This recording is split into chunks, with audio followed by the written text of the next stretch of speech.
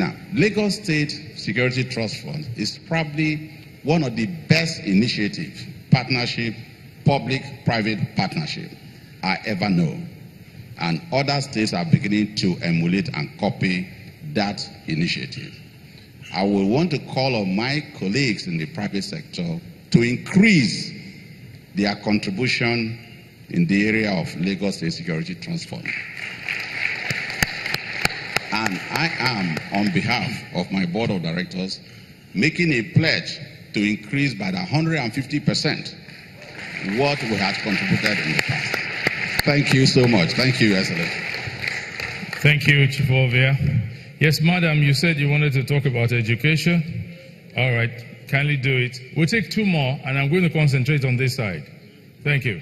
Your Excellency, my name is Iyalode Alaba Lawson. I have seen the passion you used in talking about education. But I just want to let you know that the DVT, dual vocational training, is the missing link with these young ones.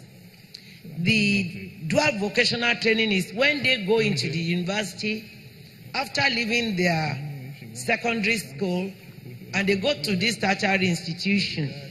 They spend 2 years in the college, in the university. Then they go into various companies they must have prepared for them to practice what they have done. Because practice makes perfect. They will use this one as a way of going from the theory into practicals. After practicing this, they go back into the college again. And then they now finance through the government, after they must have led a small loan, whereby they become employers of labor as against looking for jobs. If you can look into this area too, you can get the best out of these youth that are not getting jobs to do after leaving school. And I think another missing link is these technical colleges that are no more there, whereby the artisans like plumbers, mechanics, electricians can perfect what they have learned. Gone are the days when we have these technical colleges. And these technical colleges are the area where these artisans are made to be very, very articulate about the jobs they are in. Sir, if this can be done, I think we can be able to save the lives of these young ones that you said you don't even know where they are going. They are there, but there is no means for them to go further. I will now go on Mrs. Taiwo. Even though Mrs. Taiwo is saying she's teaching and training the young ones, the products she's producing, I've seen you in our WhatsApp platform when you visited our factory. The goods are not being patronized. And she's running from helter to helter looking for the patronage of these products. Sorry, ma'am. The governor already said he was going to engage with her when he responded. So that we can save time. Okay, sir. Thank you. So thank you so much. Thank you very much. Another one, sir, Papa Gridlock. Because I happen to come to He also said something about it. And we have these trailers on the flyover. It's not good.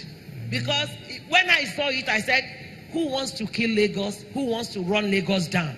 So they have to do something. If they are not ready to pick their goods, even at Apapa, let them stay in their factories. This is not, even it's wearing down the bridges. And it's even affecting the traffic. Thank you. God bless us all. Thank you. Yes, sir. The microphone to him, please. Good morning. My name is Oye Hassan Odukale. I'm the chairman of Lagos State Security Trust Fund.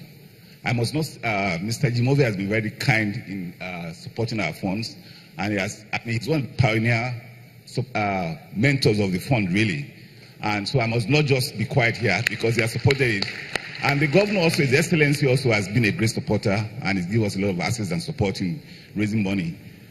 Mr. Ovia has made a donation of, increased his donation by 50%. So I'm going to appeal to other members also, and we'll be coming to you in our own time.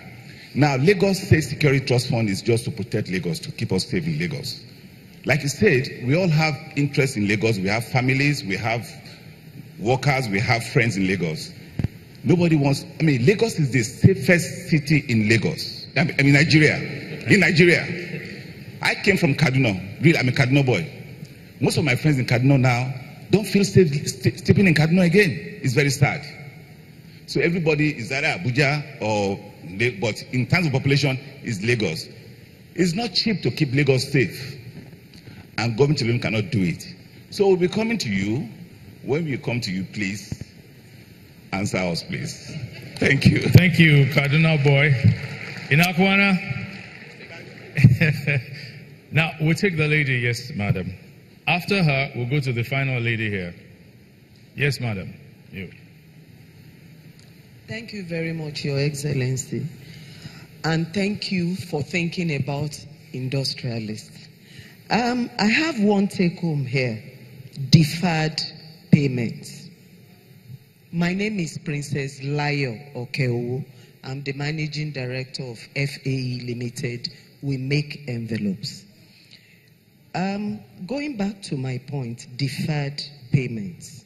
You said you are ready to give us the land and with a deferred payment. Your Excellency, sir, it takes the grace of God to be an industrialist. We have a lot of frustration. My question, will you allow us to take possession with the deferred payments? You can as well withhold the CFO until we finish payment. We deserve to be encouraged as industrialists. Thank you. Thank you. Yes. Your Excellency, distinguished guests, good afternoon. My name is Moabudu. I'm the Chief Executive Officer for Ebony Life Television and Ebony Life Films. Your Excellency, I'd like to say a big thank you for the interest that you have in the creative sector. We've seen the impact that you've had in the last couple of years. I'd like to encourage you to set up a think tank around the creative sector, because if Lagos means business, and if Lagos wants to empower the youth of Lagos, one of the fastest and quickest ways of doing that is going to be through the creative sector. The value chain is immense, from film to editing to fashion to events planning to makeup. It's endless. And I think that there are so many opportunities within the sector through which we can truly empower our youth and our women in the state. With the little resources that individuals have had in the private sector, setting up TV channels and producing films, we've seen the impact that it's had. That can be tripled and doubled, and it can really, really take us to great heights. We've all seen the recent Black Panther. Yes, it's not a Nigerian movie, but it's not to say that there will not become a time when that will happen. Even with the resources that we've had, I've been part of a collective that made The Wedding Party. That's till date, it's the highest grossing film in Nigeria. So the opportunities are there, but I think the sector needs, it needs to be fast-tracked. It needs support. It needs advice. It just needs to basically have the sort of support that will ensure that we can really, really and truly become world-class, and Lagos can mean business and invite other people and invite other members of the sector from around the world to Lagos to be a part of it, because I truly believe there's a new rising for Africa to be recognized, and I think it's time for us to do something about it. Thank you very much. Yes, sir. And that's the final. Your Excellency, thank you for your address. My name is Kufre Kanem. I work for Nigerian Breweries. I won't dwell on the things that are, because several things have been done, and I know what has been done also by the gridlock around Igomo and what the government is trying to do. I hope Your Excellency will expedite some work around that. But I want to ask a different question as a citizen of Lagos. Just give us some clarity on what's been done and all the things that have been said about upscaling what I would call the mental infrastructure. The things that are being invested in Lagos, all the things that are being discussed, will need to be owned by the citizens of Lagos or they will fall apart. So my question would be, Your Excellency, what is being done in this sense to ensure that people don't just see this as donations by a government that they can use